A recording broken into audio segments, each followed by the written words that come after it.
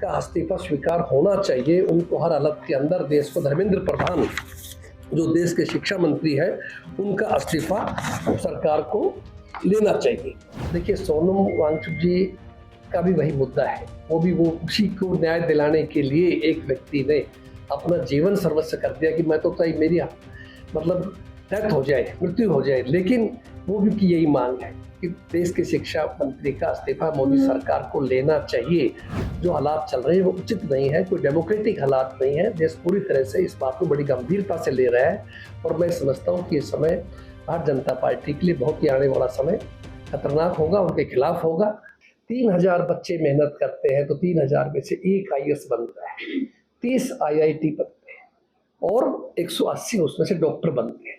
तो ये चीज़ें कितना टफ कंपटीशन है आज के हमारे नौजवान के सामने, कितना बड़ा बोझ उसके ऊपर बना हुआ है शिक्षा का। और हम ये कहना चाहते हैं कि ये क्यों बना, क्योंकि भाजपा ने, RSS ने शिक्षा के ऊपर पूरी तरह से माफियाओं का कब्जा कर दिया। शिक्षा स्वतंत्र नहीं रही, ना परीक्षा है ना शिक्षा है। तो इसलिए हमारे नेता राहुल जी ने गैर राजनीतिक रूप से देश के युवाओं को एक आत्म सम्मान देने के लिए, आत्म बल देने के लिए कि भाई आप विचलित मत हो, आप आत्महत्या ना करें।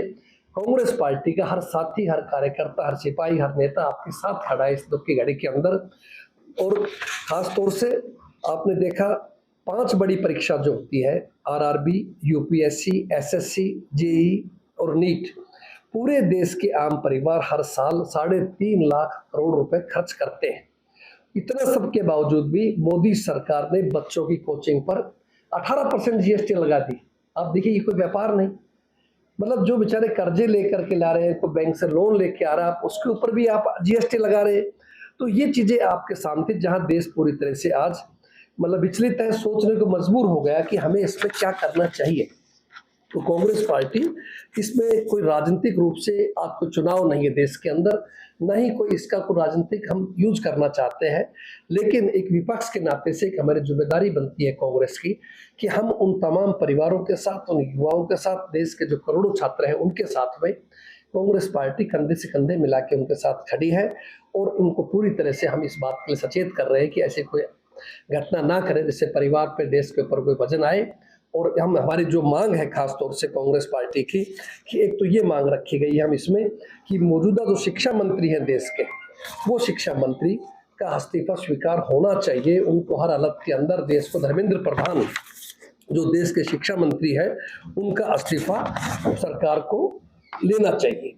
और खास तौर से जिन परिवारों के साथ ऐसी घटना घटी है उन परिवारों को सरकार की तरफ से आर्थिक मदद भी मिलनी चाहिए और सरकार की तरफ से उनको पूरा सहयोग मिलना चाहिए, ताकि भविष्य में ऐसी घटना ना हो।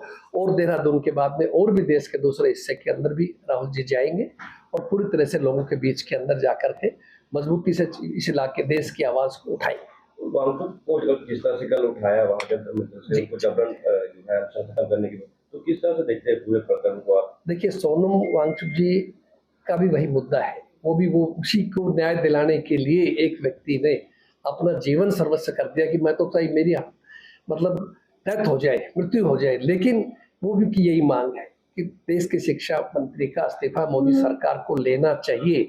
और इतिहास इस बात का गवाह है, आपने देखा होगा मीडिया के अंदर इनके पिताश्री ने भी लद्दाख में भूख हड़ताल की थी, खुद हमारी नेता आदरणीय सोनिया गांधी जी वहां जा करके और उनको जूस पिलाया था। इंदिरा गांधी जी का माफ करना। और आज क्या मोदी जी की आंखें बंद हो गई है, देश के अंदर रह रहे हैं। आप हरियाणा में आते हो, हाइड्रोजन ट्रेन का नाम से उद्घाटन करते हैं, लंबे चौड़े भाषण देते हैं। तो क्या ये नहीं था कि आपको वही नजर आता हो एक व्यक्ति की डेथ होने को जा रही है, बेचारा 21 दिन से वो व्यक्ति उपवास के ऊपर है।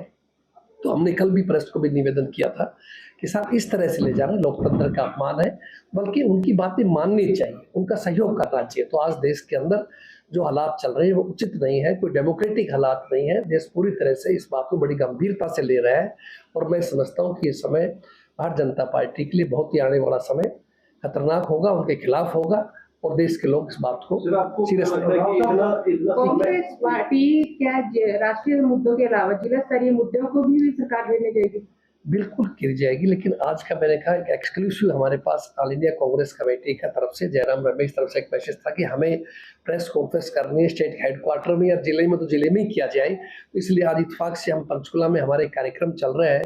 नियुक्त प्रभारी जो आए हैं श्री संजय दत्त जी, वो जिलों का दौरा कर रहे हैं, जमीनी हकीकत करने के लिए संवाद कर रहे हैं जिले की कार्यकारिणी से, ब्लॉक अध्यक्षों से, जिले के तमाम सम्मानित नेताओं से, हमारे विधायक महोदयों से, पूर्व विधायक से, जिला अध्यक्षों से, सबसे राय मशुरा की जा रही है। इसीलिए आज का ये कार्यक्रम पंचकुला का रखा गया था और इसके अंदर हम मीडिया के साथियों से भी उम्मीद करते हैं कि इस मुद्दे को एक महत्वपूर्ण मुद्दा है आप लोग देश के सामने रखें। कल से मानसून सत्र शुरू होने जा रहा है, कांग्रेस की क्या रणनीति रहने? हमसे जुड़े रहने के लिए हमारे YouTube चैनल को सब्सक्राइब करें और नई वीडियो की नोटिफिकेशन के लिए बेल आइकॉन को दबाएं। अगर आप ये वीडियो Facebook पर देख रहे हैं तो लाइक जरूर करें और ज्यादा से ज्यादा शेयर करें। धन्यवाद।